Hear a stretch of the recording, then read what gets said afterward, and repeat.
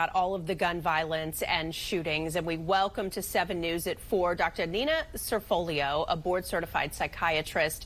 Thank you so much for being here today. Thank you so much for having me, even under these really tragic, unfortunate circumstances. The U.S. Yes, absolutely. And you know, the U.S. has this high number of gun violence and mass shootings, and Morgan State is yet another example of this epidemic of gun violence in our country. Absolutely. This is a very unique American epidemic that we have in our country with gun violence, and it's one that is not experienced in any other country in the world.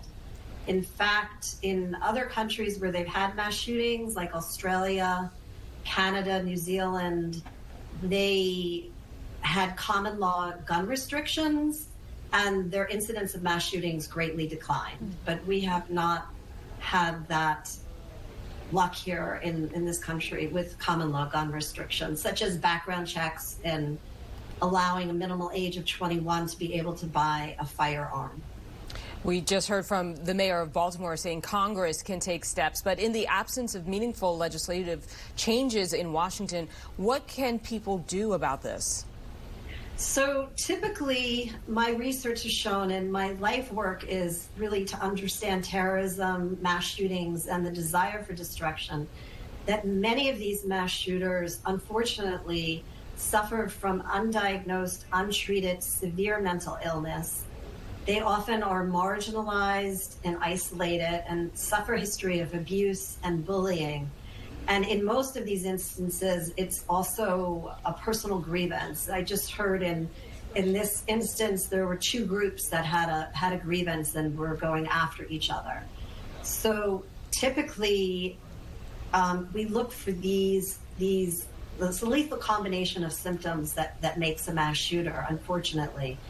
So those are things that we look for in them. And then often, I'm sorry. I was going to say, and then of course, with all of those issues that these people are facing, then they have the access to a weapon, which we aren't necessarily seeing in other countries. And it feels like there is no end in sight for this problem. But you believe that change is possible, and you've seen that in other countries.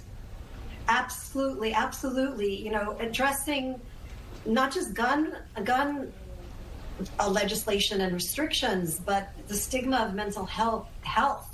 If you know someone who's suffering from psychosis or depression, or hearing voices telling them to kill someone or themselves, these people need urgent psychiatric treatment.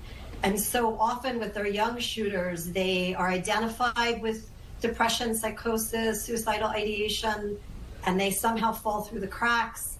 And then they are bullied and isolated and abused. And the answer often becomes for them, unfortunately, to show other people, their victims, how isolated, abandoned, and alone they are.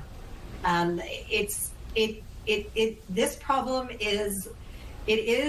there is hope if we can just reach out to someone. If you see someone being bullied or marginalized, just reaching out to that person, just having an act of kindness can make all the difference in changing that potential mass shooter's trajectory.